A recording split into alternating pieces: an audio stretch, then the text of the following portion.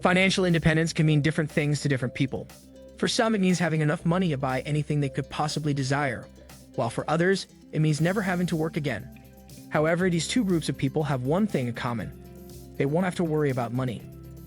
Fortunately, anyone who knows how to pursue it can achieve this financial position. In this video, I'll walk you through the 3 steps that will set you up for financial independence. If you're new to the channel, click the subscribe button below for more information that will change your life. Step 1. Acquire a skill that can be sold. If you want to be financially independent, you must have a skill that can generate income outside of your regular 9-to-5 job. Let's start with the fact that you probably don't like your 9-to-5 job. If you feel like you're in a cage every time you go to work and only feel free on the weekends when you're with your friends, working a 9-to-5 job may not be for you. It may prevent you from doing the things you need to do to achieve financial independence. If you have a knack for interacting with people, that is a talent. If you have an easy time interacting with others, that is a talent for marketing.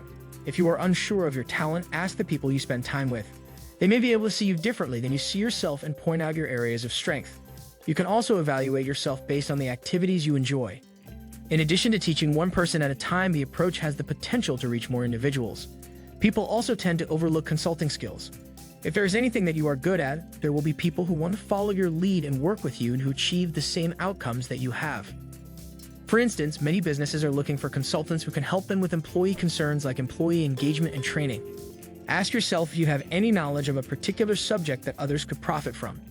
It doesn't even have to be by leaps and bounds more than your clients, but as I said earlier, it helps.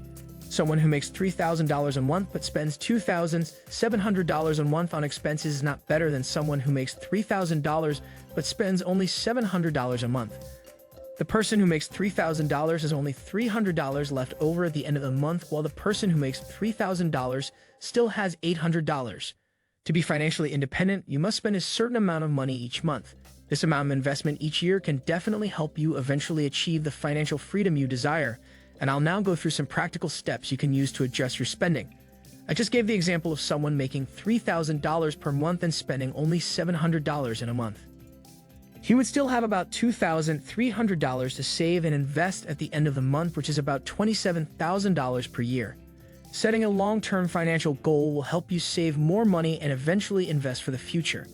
The next step is to make a budget. You may decide to save money for a trip, an emergency, or even to purchase a house. Whatever your aim, it may help you be more focused and disciplined to spend less and save more money. You should use a budget to help you distinguish between your necessities and wants and to help you spend money more sensibly. You should also develop a list before you go shopping.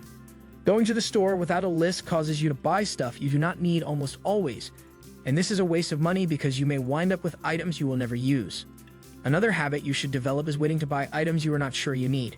If you are unsure about something you see in a store and want to buy it, the best course of action is to wait at least 24 hours before making the decision. Usually, you will find that after 24 hours, you are no longer interested in making the purchase. Stepping stone 3. Plan a beneficial endeavors for your years when you're not paying bills. Planning a fruitful endeavors is the 3rd stage to financial freedom that this video will discuss. Financial freedom isn't about retiring and quitting your job, it's about having the freedom to do anything you want. If the answer is yes, then you may have found your purpose in life, and the work you are doing now is assisting you in fulfilling that purpose. If the answer is no, then consider what you would do differently. For example, there are people whose life's work was to become painters, but they were unable to continue because of money. As a result, they had to give up on their goals. If you don't have to worry about money again, you can do what you love to do and be happy even if you aren't paid for it. You could join a volunteer club or a not-for-profit and contribute your best without any boss telling you what to do. For someone like that, the goal of financial freedom should be to make enough money to stop doing what they are doing right now and to do what they love. You may drive the nicest car, but without a sense of purpose and connection with others, you may find that you have no one to cruise around with because you're too busy trying to make money when you should have been pursuing true happiness instead. Hey, I know some people who have purposely sacrificed the people in their lives for financial freedom only for them to find out at the end of the day that the people in their lives matter more than any amount of money. I hope you got value from this video. Make sure to like, subscribe, and turn on bell notification for more life-changing content.